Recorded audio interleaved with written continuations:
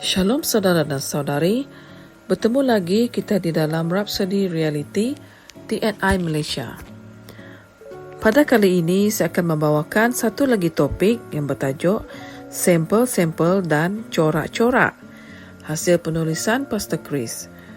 Sebelum itu kita rujuk dahulu di Roma 15 ayat 4 yang mengatakan, sebab segala sesuatu yang ditulis dahulu telah ditulis sebagai pengajaran bagi kita, bahawa dengan ketekunan dan penghiburan kitab suci, kita mempunyai pengharapan. Saudara dan saudari, semasa mempelajari Alkitab, hendaklah kamu memerhatikan segala prinsip, sampel dan corak dengan penuh tekun. Apabila kamu membaca tentang kehidupan para bapa, nabi dan rasul yang menakjubkan itu, kamu akan melihat contoh-contoh iman dan tentang bagaimana mereka melakar perjalanan hidup mereka dengan firman. Dalam 1 Korintus bagian 10 ayat 11 berkata, semua ini terjadi kepada orang itu untuk menjadi contoh dan telah dituliskan sebagai peringatan bagi kita yang hidup di akhir zaman. Saudara dan saudari, penggunaan perkataan contoh dalam Alkitab, King James, bukanlah perkataan yang sama maksudnya dengan contoh. Ia sebenarnya bermaksud sampel.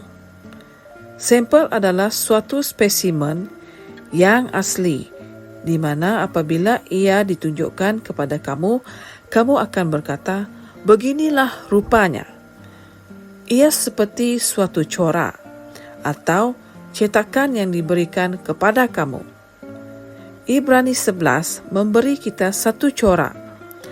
Alkitab berkata, iman adalah dasar dari segala sesuatu yang kita harapkan dan bukti dari segala sesuatu yang tidak kita lihat. Sebab oleh imanlah telah diberikan kesaksian kepada nenek moyang kita. Dalam ayat Ibrani bagian 11 ayat 1 hingga 2. Apabila kamu membaca dengan lebih lanjut dalam Ibrani 11, kamu akan berasa teruja dengan pencapaian mereka yang luar biasa itu. Pencapaian yang dihasilkan oleh iman mereka untuk kerajaan Tuhan. Dalam rujukan Ibrani 11 ayat ke-32 hingga 33. Saudara dan saudari, para juara iman ini menundukkan kerajaan-kerajaan dan melakukan perkara-perkara yang menakjubkan pada zaman mereka. Mereka memerintah dunia mereka. Bukan itu saja. Dalam Ibrani 11 ayat 3 berkata, melalui iman kita mengerti bahawa alam semesta ini telah dijadikan oleh firman, sehingga barang yang kelihatan bukannya dijadikan daripada barang yang kelihatan. Dalam erti kata lain, era yang berbeza-beza telah dijadikan oleh firman Tuhan, iaitu Rema Tuhan. Penggunaan Rema di sini yang berasal dari bahasa Yunani menunjukkan bahawa firman Tuhan yang dimaksudkan itu diucapkan melalui bibir manusia.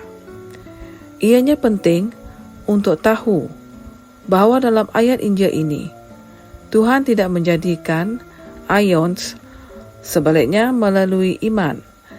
Segala sistem alam semesta dengan struktur sosioekonomi dan pengawalan alam sekeliling telah diprogramkan melalui firman Tuhan yang diucapkan oleh manusia yang beriman ini. Haleluya!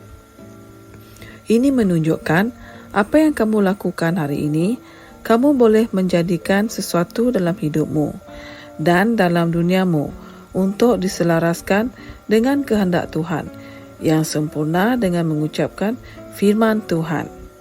Saudara dan saudari, mari kita sama-sama mendengarkan dan menerima doa ini.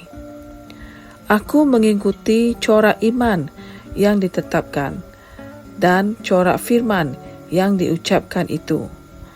Fikiranku diperbaharui oleh firman untuk memikirkan pemikiran yang betul, dan mengucapkan kata-kata yang betul yang mengubah hidup dan keadaanku.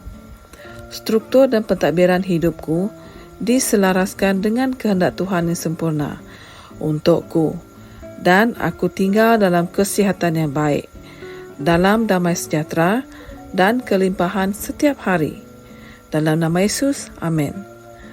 Untuk renungan tambahan, kita boleh membaca di 2 Timotius 3 ayat 16, di Matius 8 ayat 8, dan yang terakhir di Roma 10 ayat 17. Sehingga kita berjumpa lagi, dan Tuhan memberkati.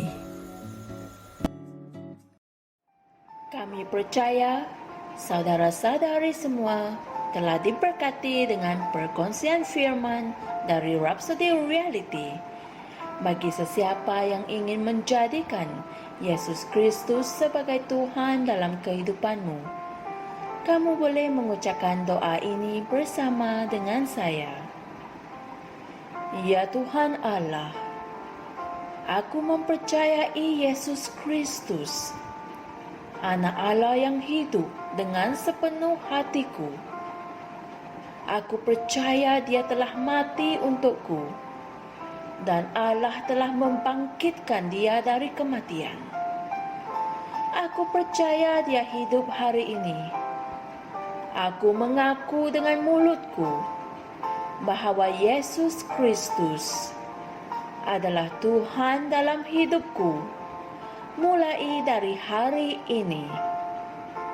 Melalui Dia dan di dalam nama-Nya, aku mempunyai kehidupan yang kekal. Aku telah dilahirkan semula.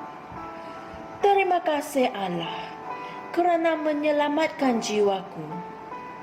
Aku sekarang adalah anak Allah. Haleluya. Tahniah, sekarang kamu telah menjadi anak Allah. Untuk apa-apa sebarang pertanyaan atau untuk mendapatkan lebih banyak maklumat mengenai bagaimana untuk bertumbuh sebagai seorang Kristian, anda semua boleh hantar mesej di akaun Facebook kami atau email kami di tni.msia@gmail.com. Sekali lagi, tni.msia@gmail.com. Tuhan berkati Anda semua.